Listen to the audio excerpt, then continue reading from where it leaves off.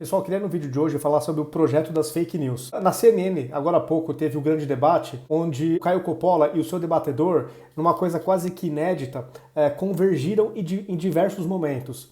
Isso mostra que esse projeto de lei realmente é muito ruim, porque quando você pega pessoas com pensamentos bem diferentes e elas acabam concordando com um monte de coisas, você vê que o projeto não foi bem feito.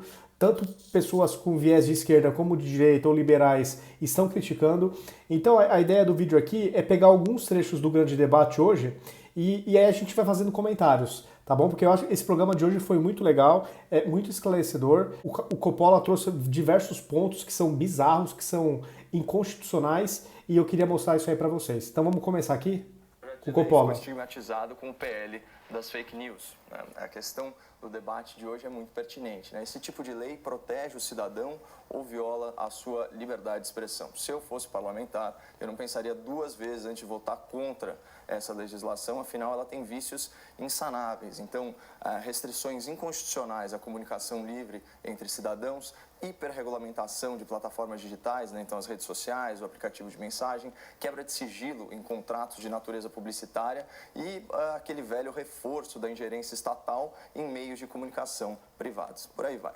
Mas antes de esmiuçar o que o projeto tem de pior, e aqui na busca por uma crítica um pouco mais ponderada e equilibrada, eu queria destacar um ponto desse projeto que suscita uma discussão válida e talvez até necessária. Hoje, em entrevista à Rádio Jovem Pan, querida Rádio Jovem Pan, o senador, que é autor da proposta, ele afirmou o seguinte, abre aspas, o projeto foca em ferramentas que são utilizadas por criminosos, contas falsas e redes de distribuição automatizadas e não identificadas. E aí, em um outro momento, ele complementou, você não tem nenhum tipo de risco de análise ou de derrubada de conteúdo, então a liberdade de expressão está preservada.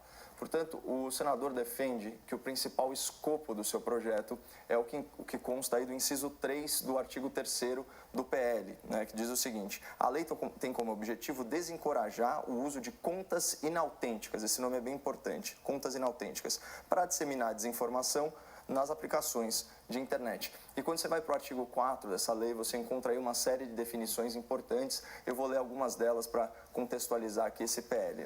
O que é conta inautêntica?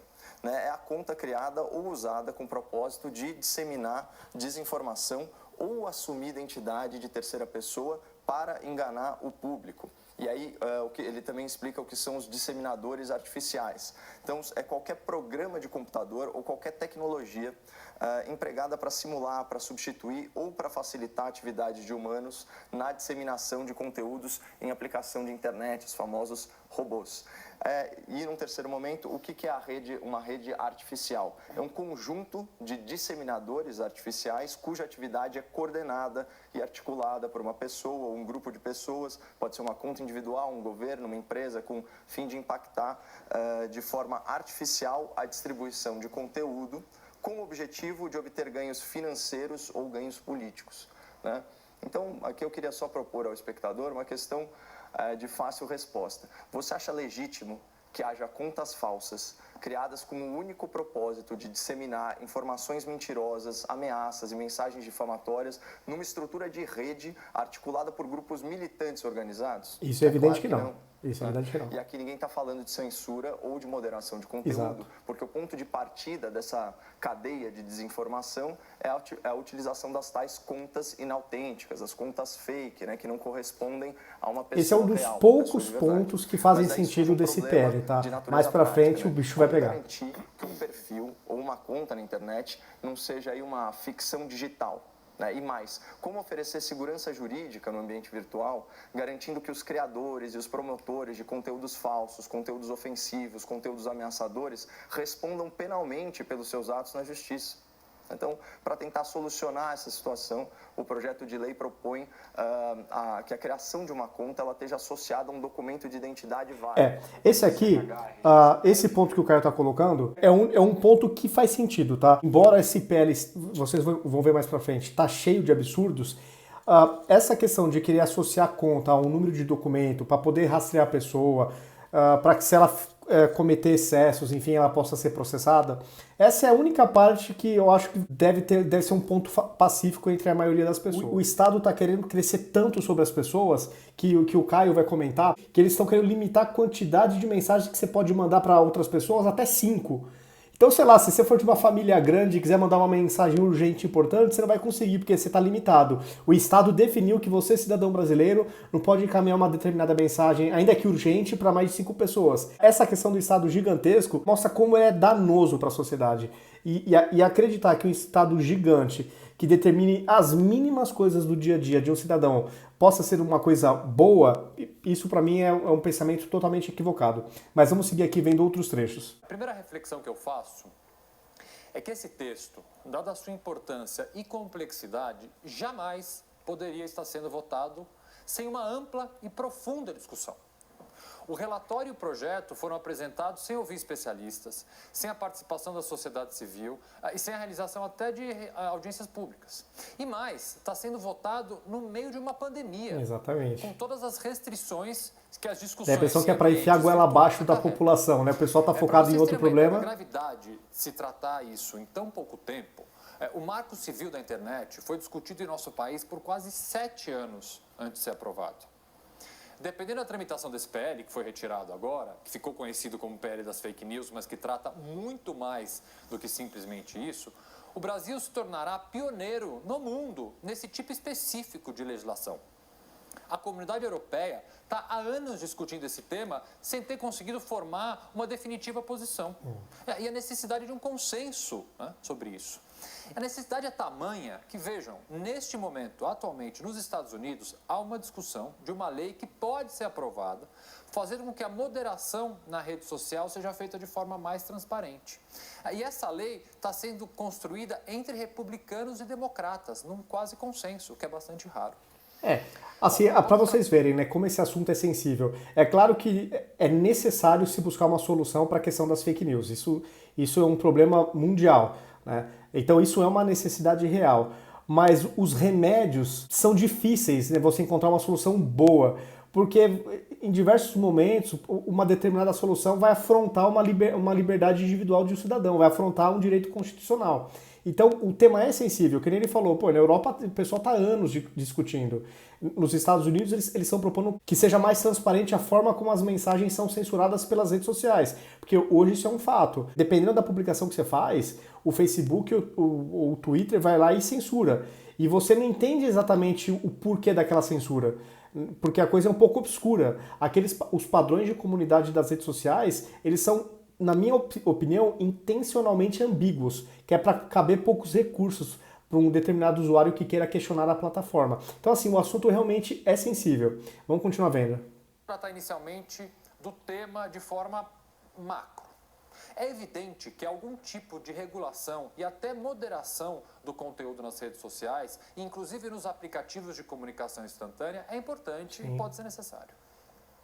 É essencial abordar, discutir e tratar da disseminação de desinformação de maneira a coibir quem utiliza as redes sociais e os serviços de mensagem de forma organizada e em massa para violar direitos e até prejudicar regimes democráticos. É inadmissível, por exemplo, que se use o dinheiro para, de alguma forma, e geralmente de forma artificial, induzir e criar o debate público. A criação e a propagação de hashtags, por exemplo, dá a falsa impressão de que um grande número de pessoas está falando sobre determinado assunto. Quando, na verdade, aqui, ó, muitas vezes... Não... claro, ele tem um viés esquerdista. Uma coisa que me incomoda muito, e assim, eu não vou negar que existem robôs, obviamente existem. Mas o apoio que o Bolsonaro tem nas redes sociais, ele é majoritariamente de pessoas de carne e osso. Não fosse verdade essa minha afirmação, ele jamais teria vencido as eleições com poucos segundos que ele tinha do tempo de TV no primeiro turno. Então, uma coisa que eu acho que é uma mistificação da imprensa é que eles sempre querem vender uma imagem de que diversas hashtags que lideram trend topics do Twitter são por causa de robô. Uma ou outra pode até ser mesmo, eu não vou negar a existência de robô, porque tem robô para os dois lados. Não é uma verdade de que é graças aos robôs que diversas hashtags que apoiam o Bolsonaro estão liderando lá no Twitter, estão em primeiro lugar. Eu questiono muito essa informação, mas vamos seguindo.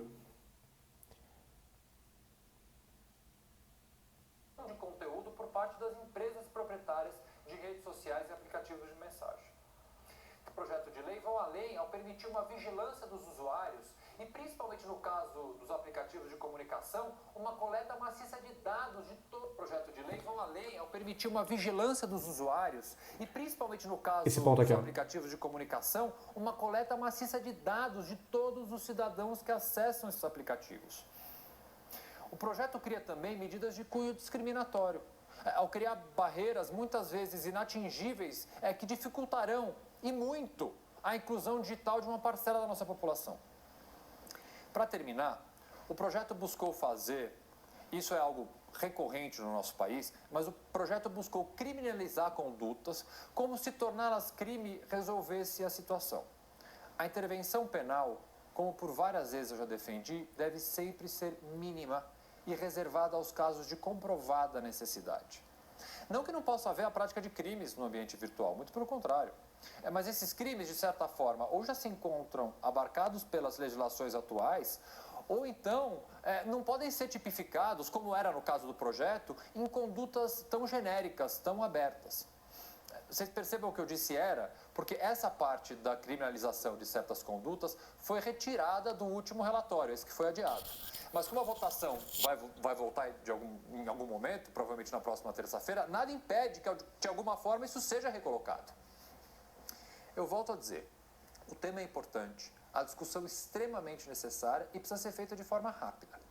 Mas o que estamos fazendo aqui é um verdadeiro fast food do processo legislativo, sabe-se lá com qual interesse, jogando goela abaixo de todos nós, uma lei que não foi devidamente discutida. Exatamente. E durante uma pandemia, onde o foco da população é outro. Seria um enorme e gravíssimo retrocesso. Aqui o Augusto tocou num ponto que eu também não tinha pensado. A partir do momento que esse projeto de lei passa a obrigar que o cidadão, para abrir uma conta numa rede social, tenha que ter um celular, a gente tem que considerar que no Brasil muita gente ainda não tem celular. Esses cenários, o que esse projeto de lei vai gerar? Vai dificultar ainda mais a inserção digital de um monte de pessoas que são mais pobres e que não têm celular. Isso realmente é uma coisa que faz sentido. Não é todo mundo que tem celular, por mais incrível que isso possa parecer. Então você tá segregando ainda mais a sociedade. Quem não tem certos recursos sequer vai ter direito de ter uma rede social. Então isso realmente é verdade. É que esse trecho que o Caio Coppola vai comentar é importante. Olha que absurdo. 4, né, que fala dos serviços de mensageria privada. Isso aqui é claramente inconstitucional, pessoal, mas eu vou ler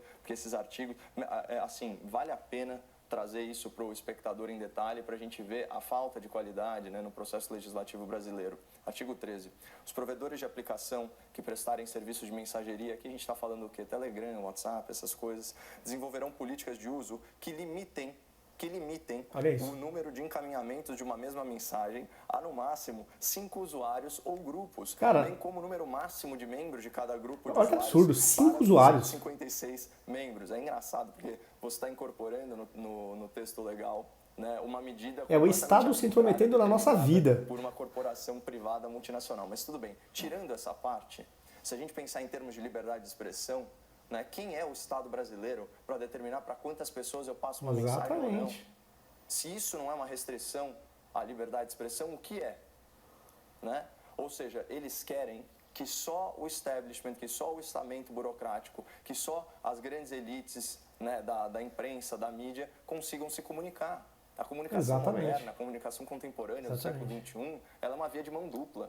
Né? O consumidor de informação... Aqui é como se nesse projeto de lei eles tentassem restabelecer de novo a influência que os meios de comunicação têm sobre as pessoas, porque essa influência diminuiu drasticamente, né? Com as redes sociais, com a liberdade de expressão, enfim, as pessoas conversam o tempo inteiro nas redes sociais, a informação chega mais rápida, as pessoas postam as suas opiniões, independente do que o jornalista fala. Então, é claro que a democratização da informação impactou a imprensa. E esse projeto de lei, quer queira, quer não, vai aumentar novamente o protagonismo dos veículos de comunicação. E num país onde esses veículos, na sua maioria, têm um viés ideológico progressista, a população brasileira vai voltar a ficar refém dessas pessoas. Isso também é inaceitável. Além de toda a restrição de liberdade desse projeto, tem essa questão dos meios de comunicação também.